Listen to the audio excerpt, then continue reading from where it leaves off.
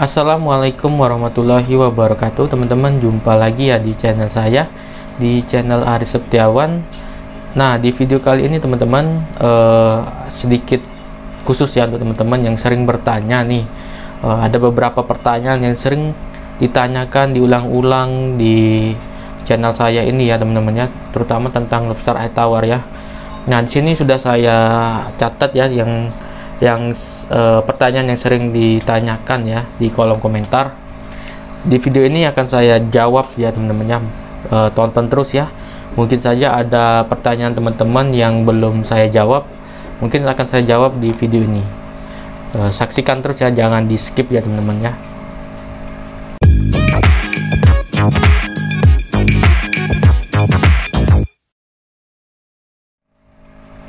Pertanyaan pertama adalah pakan lobster ya teman-teman ya.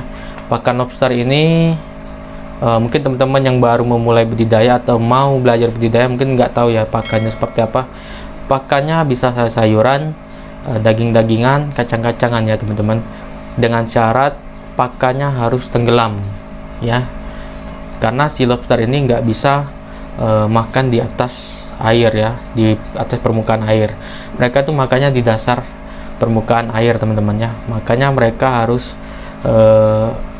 teman-teman harus mencari pakan yang bisa tenggelam. Kalau pelet bisa, tapi harus yang tenggelam teman-teman ya.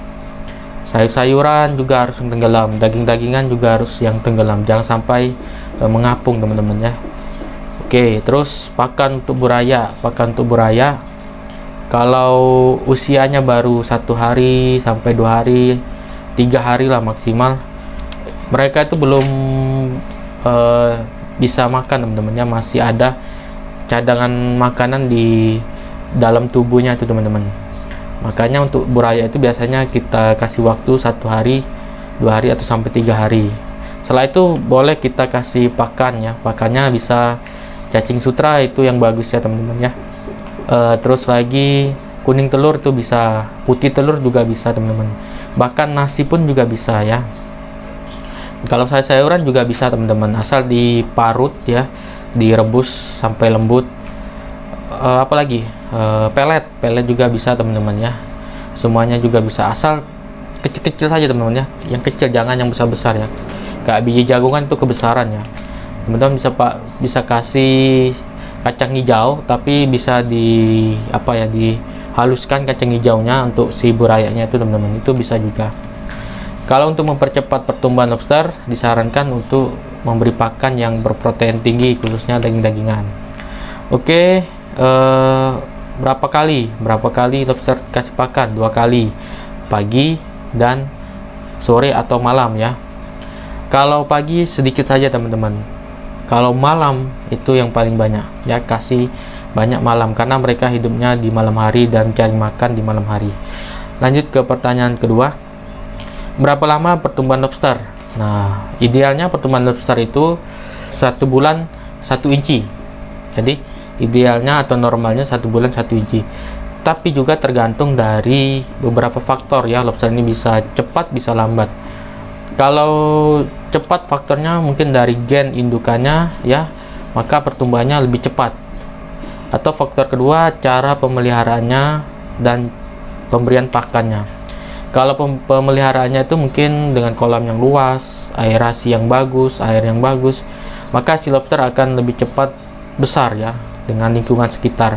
Dan juga pakan dengan protein tinggi itu juga mempengaruhi pertumbuhan dari si lobsternya. Kalau teman-teman ingin cepat si lobsternya besar, ya harus kolam yang besar ya, pakan juga yang bagus ya. Cara agar lobster besar itu tadi teman-teman ya, kasih pakan yang bagus, treatmentnya yang bagus ya, aerasi yang bagus, kolam yang besar, dikasih tempat yang bagus, paralonnya banyak dan semacamnya itu ya. Terus ketinggian air ini bermacam-macam teman-teman ya. Bisa 10 cm, bisa 30 cm, bisa 1 kilan. Untuk yang media-media seperti ember, media-media kecil, saya sarankan sedikit saja airnya ya, paling enggak tuh 5 cm atau 10 cm ya.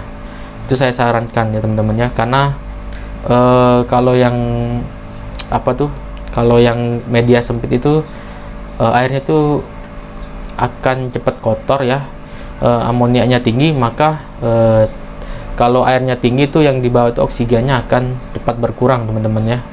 Makanya disarankan itu yang ember kecil tuh airnya sedikit. Kalau untuk yang airnya tinggi itu disarankan kolam outdoor dan kolam semen yang luas ya teman-teman ya, atau kolam tanah itu juga bisa. Karena kenapa? Memang sebaiknya kolam lobster itu airnya tuh harus tinggi, karena semakin tinggi airnya itu semakin bagus menurut saya teman-teman ya, pertumbuhannya itu akan lebih cepat ya.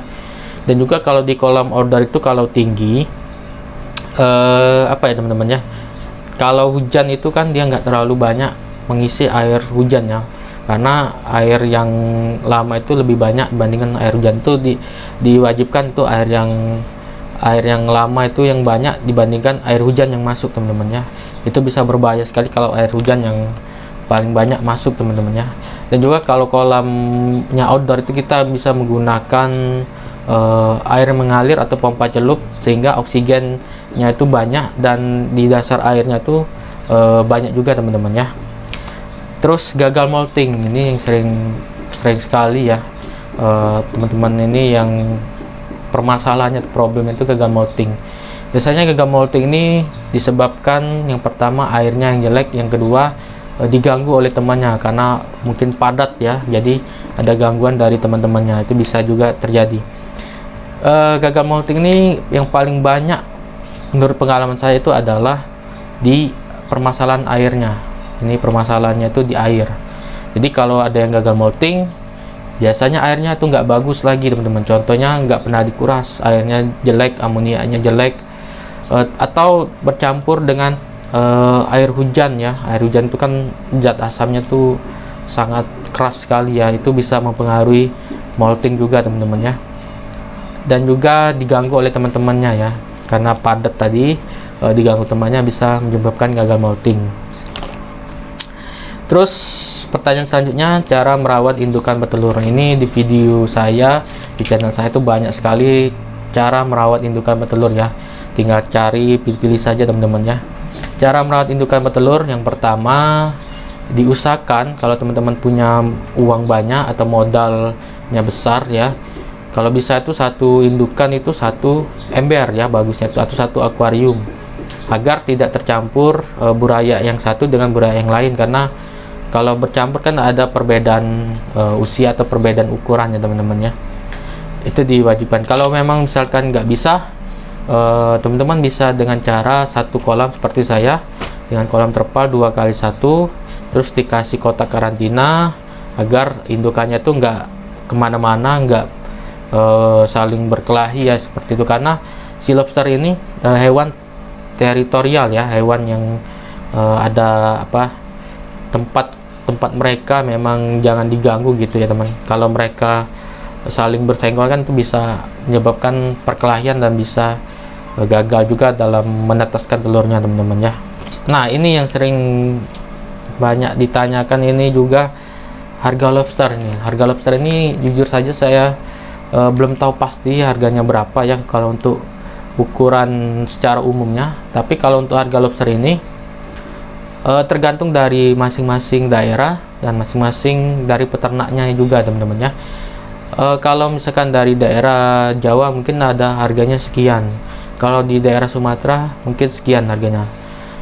Biasanya kalau untuk kiloan itu teman-teman ya, ada yang mematok harga 1 kilo itu ya ukuran 4 inci itu 150 sampai 200.000 kalau kita mainnya kiloan.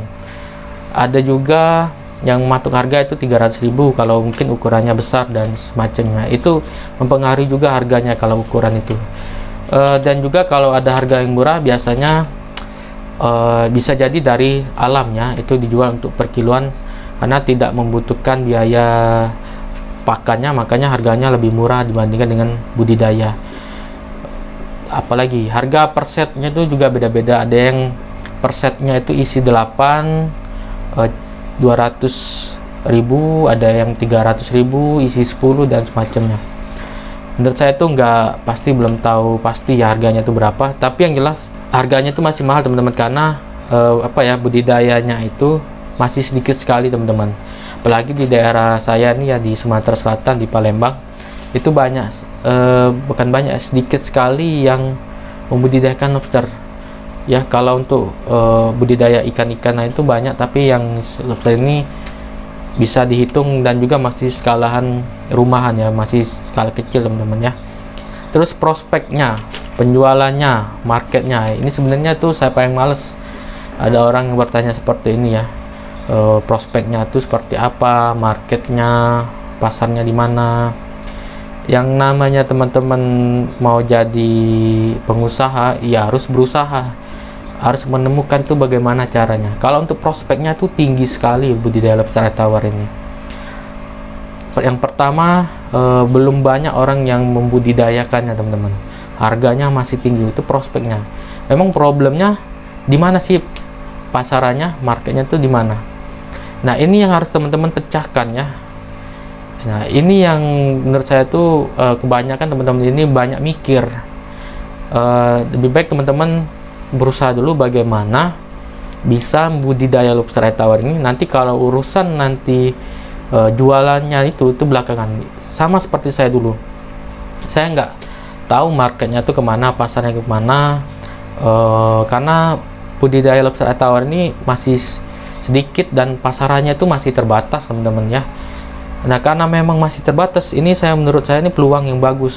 Mungkin nanti suatu saat nanti juga akan booming atau akan tinggi harganya, kita nggak tahu ya. Seperti ikan cupang kemarin itu kan harganya tinggi, dan semakin banyak si budidayanya akan semakin biasanya harga turunnya tuh drastis, karena ada orang bermain-main dengan harga dan diturunkan. Nah, lobster ini masih sedikit sekali teman-teman, dan tidak semua orang itu bisa budidaya lobster air tawar ya. Hanya orang-orang yang mungkin telaten, rajin ya, tidak mengeluh itu bisa budidaya lobster air tawar ya. Karena orang banyak bilang lobster air tawar ini susah ya, susah gampang lah menurut saya teman-teman ya. Jadi kalau teman-teman menanyakan prospek kalau mau mulai usaha itu, jangan tanyakan dulu pasarnya itu kemana ya. Kalau untuk prospeknya bagus budidaya nih. Kalau untuk pasarannya juga itu teman-teman harus cari sendiri. Nanti teman-teman bisa tahu sendirilah bagaimana caranya berjualan itu. Usahakan sendiri. Ini belum apa-apa sudah tanya pasarnya di mana, jualnya nanti kemana ya. Nah, ini menurut saya itu salah total teman-teman ya.